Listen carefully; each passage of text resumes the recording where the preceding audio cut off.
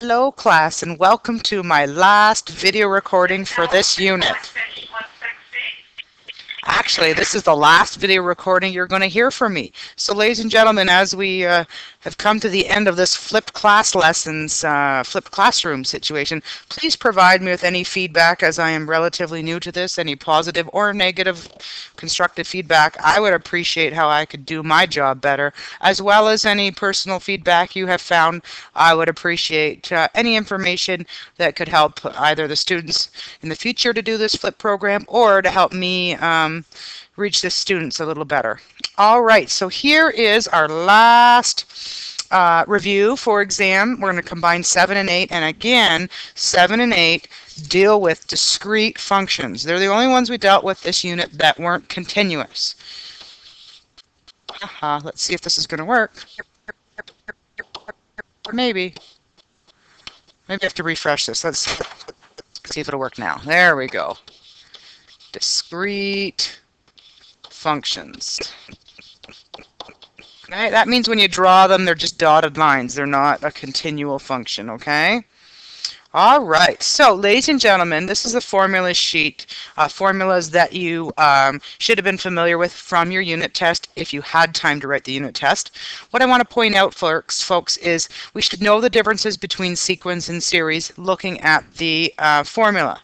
Okay, so the formula that has a t at n or a t at 1, those deal with what we call sequences. Whereas if you've got an s at n,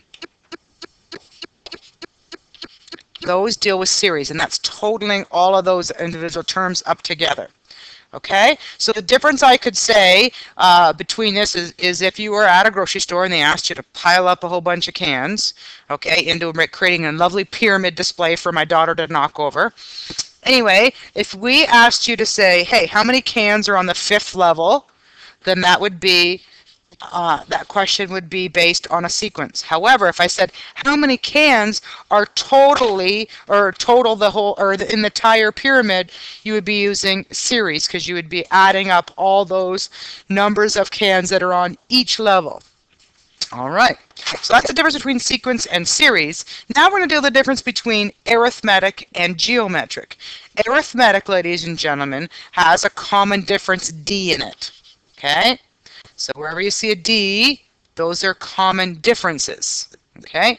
Whereas a geometric is what's called a common ratio. So it's a multiplier in the sequence of values. So wherever you see an R, then you know that you have, that would be a geometric, either series or sequence. All right, so let's take a look at these individually and do some examples for each section. So number 1, arithmetic sequence. The general term for the arithmetic sequence is given here. Check your formula sheet, should be on there. And remember, folks, that we have, because these are discrete functions, it's where n belongs to a set of natural numbers, not real numbers. Natural numbers have whole numbers with no decimal or no fraction. All right? And remember that A is your first term, D is your common difference, and N is the term number. We also have recursive formulas that tell you, hey, based on the last equation, last term, what's happening to get to the next term. All right, so let's take a look at an example here. What is the 15th term? So automatically I know N equals 15 in a sequence that looks like this. And hey, it starts with what value, folks? It starts with an A equaling 27, and then we got to figure out, hey, what's happening each time? Okay, well, you can check to see if there's a common multiple, and I don't find a common multiple, but I do find a common difference. Each time, hopefully you recognize that it's getting 5 less each time, isn't it? So that tells us D equals -5. So T at N equals A plus N minus 1 times D. That's the formula we're going to use. Let's sub in what we know. So instead of T at N, I'm going to write T at 15 equals A, which is 27, plus N, which is 15, minus 1 times D, which is -5. So doing the work, that's going to be 27 plus 14 times -5. which equals 27. Just plug in your calculator, ladies and gentlemen. And you should know that this is decreasing, so it is negative answer, 43. Just see if that's going to make sense. Do you guys know that within 3 more here, you're going to get negative anyway, right? Okay, so the answer should be negative, but to get to the 15th term, it was going to be, so the value of the 15th term is negative 43. So t at 15 is negative 43. All right, so remember, that's a common difference. Notice that each time, excuse me, as I cough, you're either adding or subtracting a common difference. That's a little different situation when we're taking a look at a geometric sequence. Okay, so A is the same as the first term, R is the common ratio, okay, and N is still the term number, but remember it's discrete, so it's N belongs to a set of natural numbers. Okay, so looking at our formula, guys, our recursive formula says, hey, what's happening from the previous term, which is the t to the n minus 1, and it's being affected by the R, okay. All right, let's take a look at the next topic. The next one is an arithmetic series. Remember, whenever you say series, you're thinking of sum. You're summing all the things up, okay? So you're going to see plus signs, okay? That's how you recognize any series. But an arithmetic series will also have a common difference as well. All right, let's take a look at this example here, folks. Find the sum, there's a key word, folks, to tell you to do series, of the first 20 terms. So let's do n equals 20. Okay, and here's the series. Notice there's plus signs, ladies and gentlemen. So we know our first value, a equals 18. And we're going to say, hey, what's happening from one term to the next? So hopefully you recognize that there's a common difference here of positive 4. So that tells me that D equals 4. So it says to find the sum. So instead of using a T at N, you're going to use S at N. Okay, which formula are you going to use? Well, we don't have the last term here, so we have enough information. We're going to use this one here, okay, the first one. So S at N equals N times 2A plus N minus 1 times D all over 2. So sub in what we know, folks. It's going to be S at 20 equals 20 times 2 times 18 plus 20 minus 1 in brackets times 4, closing brackets there, and divided by 2. Let's do some cancellation. So 2 goes into 2 once, it goes into 20 10 times. So S at 20 equals 10 times 36 plus 76. Put that in your calculator. S at 20, ladies and gentlemen, equals 1,120. Just remember, folks, if it's a word problem, you would say, therefore, the sum of the first 20 numbers is... Okay, I'm just running out of room here. And I don't want to make our lesson too long. All right, next we're going to do is a geometric series. Remember, series is sum, and geometric is where you have a common ratio. Okay? And with these formulas, ladies and gentlemen, there is a restriction that r cannot equal 0. That means the denominator can... r cannot equal 1, which means the denominator cannot equal 0. And that's for any function, right, guys? In order for it to exist, the denominator cannot equal 0 if there is a fraction or a rational expression. All right, here's our example. Find the sum. So sum tells us we're doing series of the first 10 terms. So n equals 10. Of this series. So what do we know? The first term is -2, so A equals -2. Look at the patterning, folks. It goes positive, negative, positive, negative, positive, negative. That tells me automatically that I know I have to have a multiple that has at least a negative in it, right? So if you can't see the patterning in terms of what's happened each time, okay, and I know it's automatically -2. Remember that when you did ratios in your exponential unit, you did T2 divided by T1. In this case, that would be 4 divided by -2. That would be -2. Or you could do it another one, T3 divided by T2. that equals -8 over 4, which equals -2. So each time when you do that common ratio, you're going to get -2. So that tells us that R is also -2. All right? So looking at which formula we're going to use, ladies and gentlemen, do we have enough information? Yes, we're going to use the first one. Why can't we use the second one? Because we don't have t at n, which is the last term. Okay, if that was given, then that's one of those tricky questions where you would use that one. Okay, so we're going to use that formula. Let's just write it out. So we've got it here. So it's going to be a times r to the n all minus 1, all divided by r minus 1. Sub in what we know. S at 10 equals -2, bracket, -2 in brackets to the exponent 10 minus 1, all divided by -1 minus 1.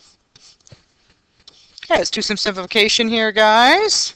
So hopefully you know that we have, on the denominator, notice how we have a -3. In the numerator, we have a negative, or a -2. A negative divided by a negative is going to give you a what? Positive. So I'll cancel those out so you see that right away. And then in the brackets, do your exponent work, and you're going to have, when you subtract 1 from it, you're going to have 1,023. We're almost done here, folks. Okay, plug it in your calculator to finalize this answer. You're going to get 682. So that means the sum of all these first 10 values is that. Okay? All right? And just double check if that makes sense, because this is an even number. Okay? Even though we're adding the sum of it, that means that there's going to be more positive numbers being added and less subtracted, because those are the even one or the odd ones. So it does make sense to have a positive answer for your sum. Okay. All right, next one, we're taking a look at the financial part. So this is where we're getting the financial part. Simple interest.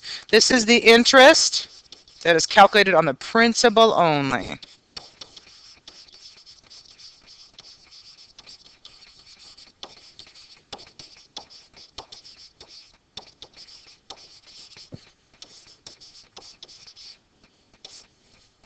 Okay. All right, so the general formula for that is I equals P times R times T, where R is the rate per annum and T is the time in years. Remember that? Okay. And if you want, ladies and gentlemen, I could put that triangle down here. Some people like that if they ask you to find another one. So just remember, folks, if you're asked to find the rate, for example, say rate equals, you cover up rate, so it equals I divided by PT. Okay. All right. Next one, number 6, compound interest. Now, compound interest is what you're going to deal with mostly in society whenever you go to get a mortgage or OSAP loan after you start paying it back, or a car payment. It's going to be based on compound interest. Likewise, when you do investments, they are also going to be, like RSPs, are also going to be using compound interest. So it's an exponential, and we want to remember that there's 2 letters that we need to remember, and that's what I equals, which is the rate divided by the number of compounding periods per year, and N, which is your total number of times the interest is compounded. How do you get that? It's the number of compounds per year times the number of years. So for all financial situations, questions, I always want you to put your givens down. Come on, computer. See if it's going to work now. There we go. We're going to put our givens down at on the margin, then show me the formula you're going to use, and then sub it in. Okay, so make sure that you know these ones, okay? Know how to do I and know how to do N. And the other thing I want to make sure you guys know before we do this actual problem is compound interest is different than simple, because the interest is based on the principal and accumulated interest. I'm going to put that down. So interest is based on principal and accumulated interest.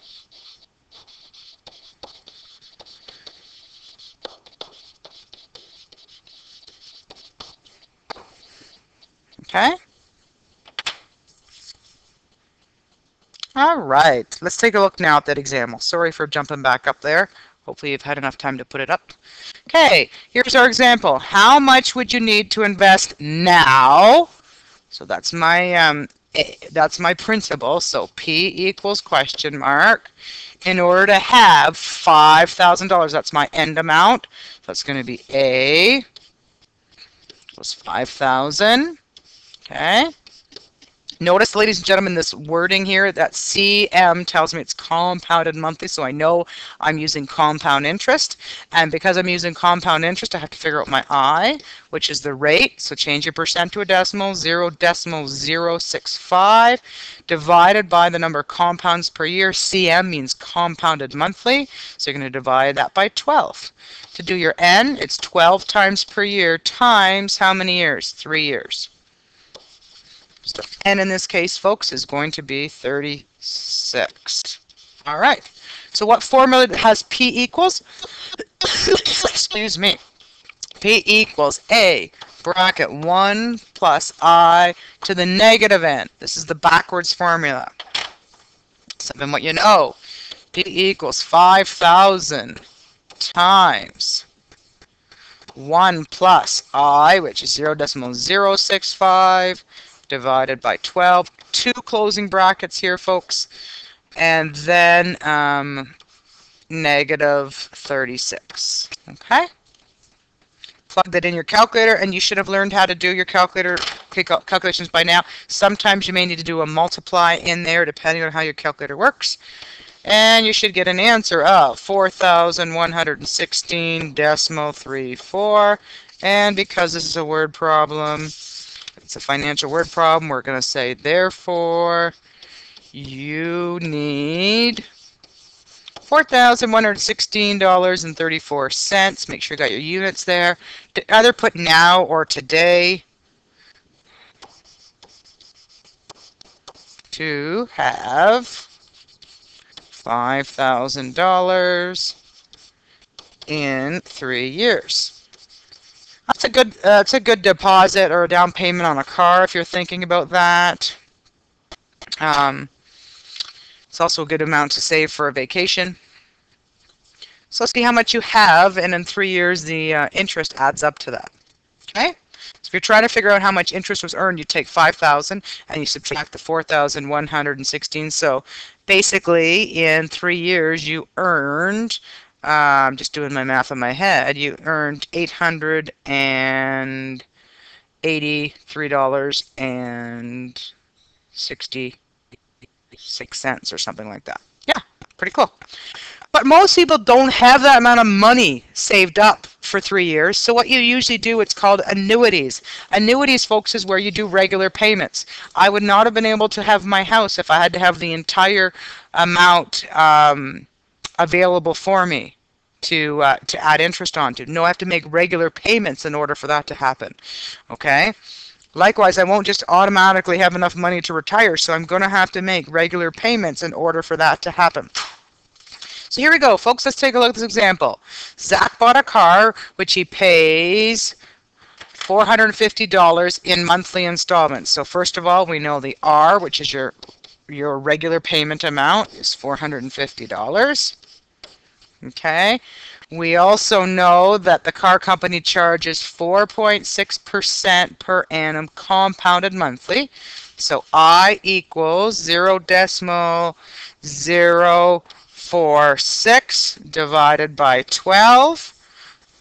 And that's your I payment. And your N payment is compounded monthly. And we times it by the number of years, which is 5. And Greg Damon's going to answer this question for us. 50. 50, Greg Damon says. Okay. We're just going to make sure you don't trip on that cord. That's all. Because I'm plugged in here. So anyway, 12 times 6 is 60. All right. So that's enough information. Now we got to figure out how much did he pay in total for the car. So that means A equals, that's right, A equals question mark. All right. So we're going to use the A formula, which A equals R bracket. And this is where you got a lot of brackets. Whenever you're dealing with payments, folks, there's always a lot of set of brackets in the calculations. Luckily, when you go to the bank or the car loan place, they will have this all in the computer program for you. Okay? So plugging it in, we've got 450 times 1 plus I. So we've got 3 sets of brackets in here, guys. Your calculator will do it if you have patience with it and learn how to use it properly. All raised to the 60, subtract 1. All divided by your I, which is 0.046, divided by 12. Okay, plug that in the calculator. Dun, dun, dun. If your calculator's working really well, you'll notice that it was $30,292.44. Okay, so therefore, Zach paid $30,292.44 in total for his car. All right. Make sure I have my units there, otherwise I'd get in trouble. Any questions with that, folks? All right, here ends our last lesson. Again, please provide me some feedback, positive and or negative. I'll take both. Okay, here's your homework, page 538, numbers 1, 2, 3, 5, 6, and 9. Please remember, students, that if we ran out of time in your course, in running the course, and we didn't get a chance to do this unit test, that there'll be extra questions like this on your exam, so you want to make sure that you've got this information covered. Awesome. Have a great day, guys. Hold on tight. Keep studying. I want you to do really well on your exam. And if I don't hear you before you have your exam, good luck on all of them and best of luck in the future. Have a fabulous day. Come and see me for all the help you can. And I wish you much success. Goodbye.